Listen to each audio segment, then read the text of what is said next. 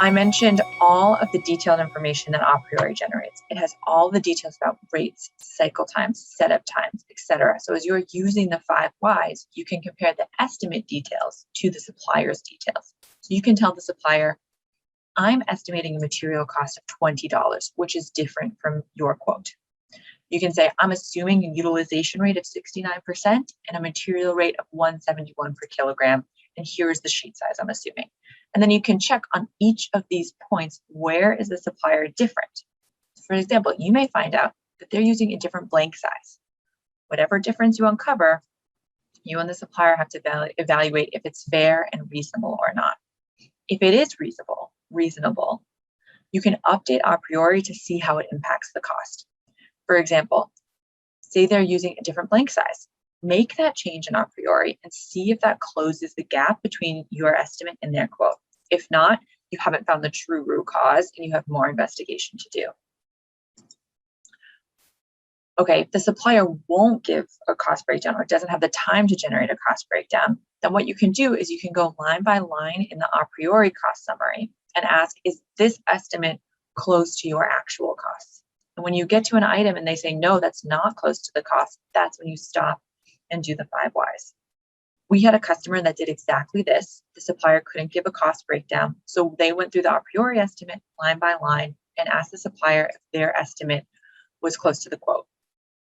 When the customer got to the direct overhead line item in the cost summary, the supplier said their direct overhead was much higher.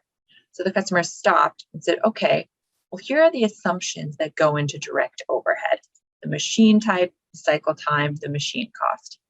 And the supplier said they were using a larger machine than aPriori estimated. Turns out they did not own a smaller machine. The supplier said, we don't really know why you had us quote this part. We make all huge parts for you, but you're a good customer, and so we wanted to give you the business. So in that instance, the customer had to make a decision if they wanted to find a supplier that was better suited for the part.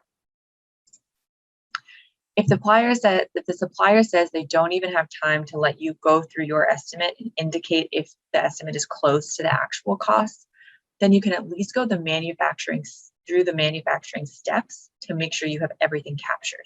Maybe you'll uncover the supplier uses different machines or a different process than aPriori shows. Or you might find out that they're outsourcing an operation. And by the way, if that happens, now you've learned something about the supplier capabilities, so you'll be able to make estimates and vet quotes from them much better in the future, and you'll be able to have them quote parts they're best suited for in the future. You can also use the data to guide you to ask for specific pieces of information if they're not able to share a cost breakdown. For example, if aPriori says most of the cost is in overhead, you can ask them to confirm the machine they're using. Or if most of the cost is in labor, you can ask them to confirm the labor time. Or you can start by asking them if they agree that labor is the biggest cost driver. If they're coming to you with a price increase due to material rates increasing, then it's the perfect time to confirm the material rate they're using if you don't know already.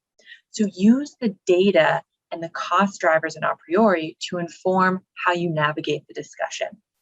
And as always, decide if the supplier's answers are fair and reasonable, and if so, incorporate it into the model.